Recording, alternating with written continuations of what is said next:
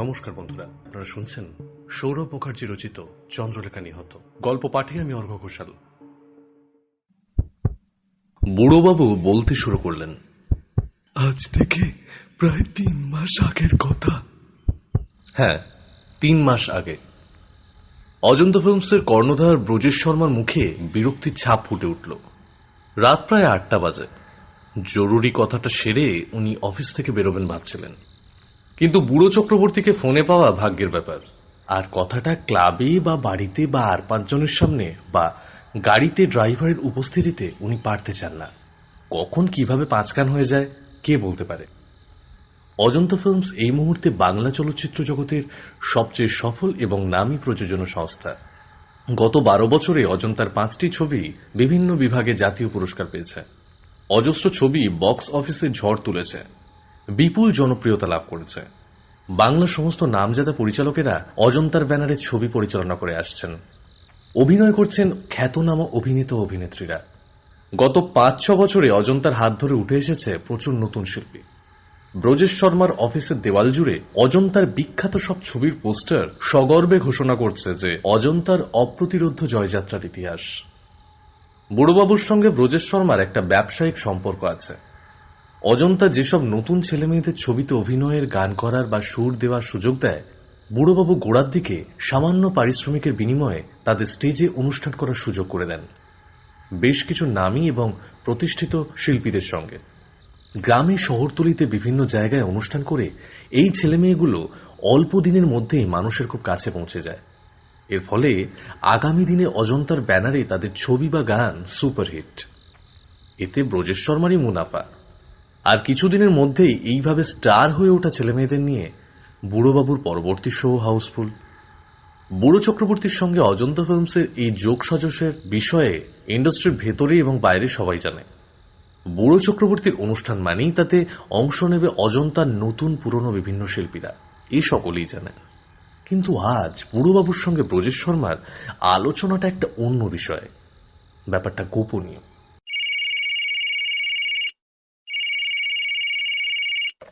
অবশেষে বুড়োবাবুকে ফোনে পাওয়া গেল।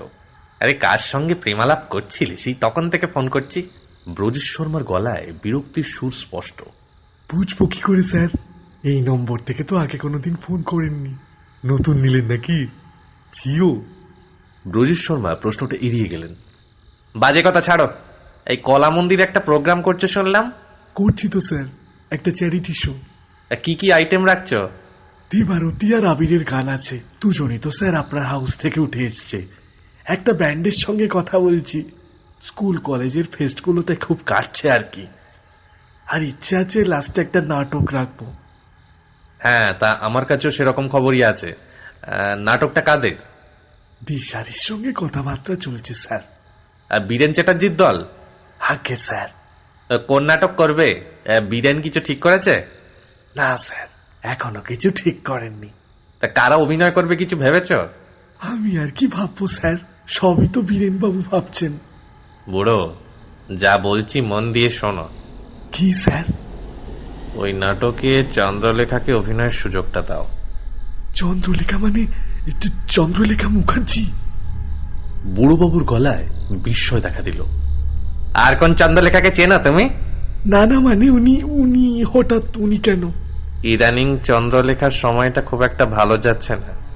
এটা ওর জন্য একটা ভালো ব্রেক হবে। এত বছর পরে চন্দ্রলেখা বা স্টেজে বেশ একটা চমক সৃষ্টি হবে। তোমার শো হাউসফুল হবে, গ্যারেন্টি দিয়ে বলতে পারি। হ্যাঁ, সে তো 100 বার, কিন্তু স্যার ওনাকে রাজি করানো সহজ হবে না। এত বছর পরে উনি কি স্টেজে ফিরতে চাইবেন? সে দায়িত্ব বীরেনের আর তোমার। বীরেনকে বলো একটা ভালো স্ক্রিপ্ট তৈরি করতে, আর তুমি তুমি টাকার ব্যাপারটা সামলাও। স্যার উনি তো নির্ঘাত 1 গাদা টাকা চেয়ে বসবেন। চন্দ্রলেখার বাজার এখন মন্দা। জানি স্যার, তাও আমি কিছুটা সাহায্য করতে পারি। আপনি কেন টাকা দেবেন স্যার? বুড়োবাবু নিজের কানকে বিশ্বাস করতে পারলেন না। যেভাবেই হোক চন্দ্রলেখাকে আমি কলা মন্দিরে ওই স্টেজের উপরে দেখতে চাই। কারণটা তোমার না জানলেও চলবে, শুধু একটা কথা মনে রেখো, আমার টাকা দেওয়ার ব্যাপারটা যেন কেউ জানতে না পারে। ফোনের ওপার থেকে বুড়োবাবু দেতো হাসি হাসলেন আর বললেন,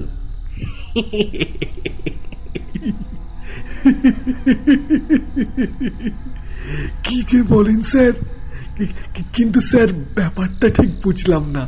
চন্দ্রলেখা মুখার্জির সঙ্গে তো অজন্তার কি একটা ঝামেলা যেন। তোমাকে যা বলছি তা করো, এত প্রশ্ন করছো কেন? মাফ করবেন স্যার, আর কোনো প্রশ্ন নয়, এই মাই দিব্যি কাটলাম। ব্যাস, তাহলে ওই কথাই রইলো। এই বীরেনকে বলো একটা ভালো স্ক্রিপ্ট লিখতে, আর কত টাকা লাগবে আমাকে জানিও। এই নম্বরে ফোন করবে, বুঝেছো তো? নাম্বারটা সেভ করে নাও। বুঝেছি স্যার, বুঝেছি, আর বলতে হবে না। ফোনটা কান থেকে নামিয়ে বুড়োবাবু কিছুক্ষণ হাঁ করে বসে রইলেন। তারপরে বীরেন চ্যাটার্জির নম্বর ডায়াল করলেন।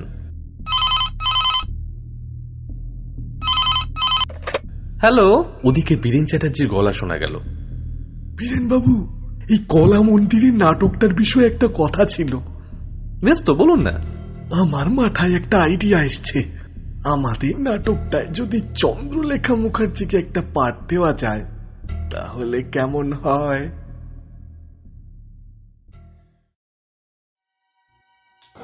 চন্দ্রলেখার পোস্টমর্টেম রিপোর্টটা টেবিলে রেখে অগস্ত্য মুখ তুলে দাঁড়ালো। ঘরে ঢুকে তার সামনের চেয়ারে বসেছে বিকাশ।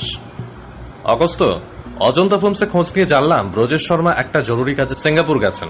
সেক্রেটারি জানতে চাইছিল ওনার অনুপস্থিতিতে আমরা কারোর সঙ্গে কথা বলতে চাই কিনা। আমার মনে হয় না তাতে কোনো লাভ হবে। ঠিকই বলেছ বিকাশ। কলা মন্দিরের নাটকে চন্দ্রলেখা দেবীকে পাঠ দেওয়ার পরিকল্পনাটা ব্রজেশ শর্মার। এই বিষয়ে আর কারোর সঙ্গে কথা বলে লাভ হবে না। ব্রজেশ শর্মা ফিরলেই ওনার সঙ্গে দেখাটা করতে হবে। পোস্টমর্টেম রিপোর্ট কি বলছে? অগস্ত্য চেয়ারে হেলান দিয়ে হাত দুটো মাথার পেছনে জড়ো করে চোখ বুজে বলল, ব্যাপারটা বড় গোলমেলে, বুঝলে বিকাশ। ভ্রুকুচকে বিকাশ জিজ্ঞাসা করল, কিরকম? পোস্টমর্টেম রিপোর্ট বলছে যে চন্দ্রলেখা মুখার্জির চোখের মাঝখানে ছোঁড়া বুলেটে ওনার মৃত্যু হয়েছে। বুলেটটা ওনার মাথার ভেতরেই পাওয়া গেছে, কিন্তু আশ্চর্যের বিষয় হলো এই যে বুলেটের অবস্থান থেকে বোঝা যায় বুলেটটা সমতলের সঙ্গে প্রায় 30 ডিগ্রি অ্যাঙ্গেল করে ওনার কপালে তাক করে ছোঁড়া হয়, বেশ কিছুটা দূর থেকে। এতে আশ্চর্য হওয়ার কি আছে তো বুঝলাম না। গুলিটা যখন চলে তখন তুমি ঘটনাস্থলে উপস্থিত ছিলে না বিকাশ, তাই এই ব্যাপারটাই তুমি অবাক হচ্ছ না। মঞ্চে সায়ন্তনবাবু চন্দ্রলেখা দেবীর থেকে মাত্র 2-3 হাত দূরে দাঁড়িয়েছিলেন, আর হাত সামনে প্রসারিত করে উনি পিস্তলটা ধরেছিলেন। এদিকে যে বুলেটে চন্দ্রলেখা দেবীর মৃত্যু হয়েছে সেটা ছোড়া হয়েছিল আরো দূর থেকে, সমতলের সঙ্গে প্রায় 30 ডিগ্রি অ্যাঙ্গেলে। সে কি, তার মানে তুমি বলতে চাইছো সায়ন্তনবাবুর ছোড়া গুলিতে চন্দ্রলেখা দেবীর মৃত্যু হয়নি? অগস্ত্য ভ্রুকুচকে কিছুক্ষণ চুপ করে রইল, তারপরে বলল, ব্যাপারটা অত সহজ নয় বিকাশ। সায়ন্তনবাবুর হাতে যে পিস্তল পাওয়া গেছে সেটা একটা 9mm পিস্তল, আর যে বুলেটে চন্দ্রলেখা দেবীর মৃত্যু হয়েছে সেটাও কিন্তু ওই পিস্তলেরই। যা বাবা, এ তো রীতিমতো হেয়ালি। অগস্ত্য মুচকি হেসে বলল, হেয়ালির কিন্তু এখানেই শেষ নয়, আরো আছে। কিরকম? সায়ন্তনবাবুর ব্যাগের ভিতরে যে পিস্তলটা পাওয়া গেছে সেটা একটা 0.32 কোল্ট লোডেড, একটা বুলেট নেই। আর আলমারির ভেতরে আমি যে বুলেটটা খুঁজে পাই সেটাও কিন্তু 0.32 কোল্ট পিস্তলের বুলেট। এখন প্রশ্নটা হলো এই যে স্টেজে সায়ন্তনবাবুর হাতে যদি 9mm পিস্তলটা থাকে তাহলে আলমারির ভেতরে 0.32 বুলেটটা এলো কিভাবে? বিশেষ করে 0.32 পিস্তলটা যখন সারাক্ষণ সায়ন্তনবাবুর ব্যাগের ভেতরেই ছিল। বিকাশ হতভম্ব হয়ে বসে রইল। অগস্ত্য আবার চিন্তায় ডুব দিল। একটু পরে সে বিকাশকে জিজ্ঞেস করল, আচ্ছা ক্রাইম সিন আর কি বলছে? ক্রাইম সিনের নির্দিষ্ট কোনো সূত্র খুঁজে পাওয়া এই ক্ষেত্রে খুব কঠিন অগস্ত্য। বিকেল থেকে ওই মঞ্চে অনুষ্ঠান চলছিল। মার্ডারের পরে প্রচুর মানুষ মঞ্চে এবং মঞ্চের কাছাকাছি ছুটে এসেছিল পুলিশ ভিড় সামলে ওঠার আগেই। তার মানে বিশেষ সুবিধে করতে পারোনি। আচ্ছা, মার্ডার ওয়েপনটা মঞ্চে কিভাবে এলো বলে তোমার মনে হয়? কেউ একজন রাজুদাকে হাত করে নাটকের বন্দুকের বদলে ওই পিস্তলটা নাটকের প্রপসের মধ্যে রেখে দিয়েছিল। রাজুদার এখনো কোনো হদিশ নেই অগস্ত্য। পিস্তলগুলো নিশ্চয়ই লাইসেন্স নয়। না, তাহলে তো আমাদের কাজ অনেকটাই সহজ হয়ে যেত। আচ্ছা, পিস্তলগুলোয় কোনো আঙুলের ছাপ? সায়ন্তনবাবুর ব্যাগে যে 0.32টা ছিল ওটাতে ওনার আঙুলের ছাপ স্বাভাবিকভাবেই পাওয়া গেছে। আর একটা ছাপ পাওয়া গেছে যেটা অন্যান্য প্রপসেও আছে। আমার ধারণা ওই ছাপটা রাজুদার আঙুলের হতে পারে। আর একটা তৃতীয় ছাপ পাওয়া গেছে, সেটা কার এখনো বোঝা যাচ্ছে না। পিস্তলে আর কারোর আঙুলের ছাপ নেই। অগস্ত্য বিকাশকে থামিয়ে বলল, তার মানে তুমি বলতে চাইছো যে সায়ন্তনবাবুর ব্যাগের ভেতরে পাওয়া 0.32টাও কোনো কারণে রাজুর হাতে এসেছিল? তাই তো মনে হচ্ছে অগস্ত্য। আর অন্য পিস্তলটা? 9mm পিস্তলটা, মানে যেটার গুলিতে চন্দ্রলেখা দেবীর মৃত্যু হয়, সেটাতে সায়ন্তন ঘোষালের আঙুলের ছাপ পাওয়া গেছে। পিস্তলটা তো ওনার হাতেই ছিল। আর একটা ছাপ পাওয়া গেছে, সেটা 0.32 তৃতীয় আঙুলের ছাপের সঙ্গে মিলে যাচ্ছে। অগস্ত্য চেয়ারে হেলান দিয়ে চোখ বুজে কিছুক্ষণ কি যেন ভাবল। আচ্ছা, সায়ন্তন ঘোষাল এখন কেমন আছেন? এখনো হাসপাতালেই আছেন, ডাক্তারদের পর্যবেক্ষণে আছেন। এর মধ্যে ওনার গত কয়েক সপ্তাহের গতিবিধি নিয়ে খোঁজখবর করেছে, সেরকম সন্দেহজনক কিছু চোখে পড়েনি। আচ্ছা বিকাশ, প্রপসের পিস্তলের সঙ্গে আসল পিস্তলের অদল বদলটা রাজুদার মারফত কে করতে পারে বলে তোমার মনে হয়? নাটকের দলে যে কেউ করে থাকতে পারে। এছাড়া বাইরের কেউ? সেদিন কলা মন্দিরে প্রথম একটা ব্যান্ডের অনুষ্ঠান ছিল। ব্যান্ডের নাম অর্বাচীন, কলেজ পড়ুয়া কয়েকটা ছেলের ব্যান্ড।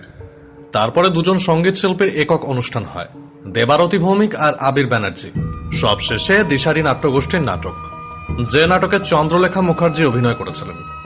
দেবারতী আর আবিরের সঙ্গে আমরা কথা বলেছি। ওই ব্যান্ডে যারা পারফর্ম করেছে তাদের কয়েকজনকে আমি সেদিনই জিজ্ঞাসাবাদ করেছিলাম।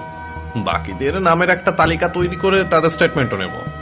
বিকাশ, আমার দৃঢ় বিশ্বাস নাটের গুরু সেদিন সন্ধ্যায় ওই অনুষ্ঠানে উপস্থিত ছিল।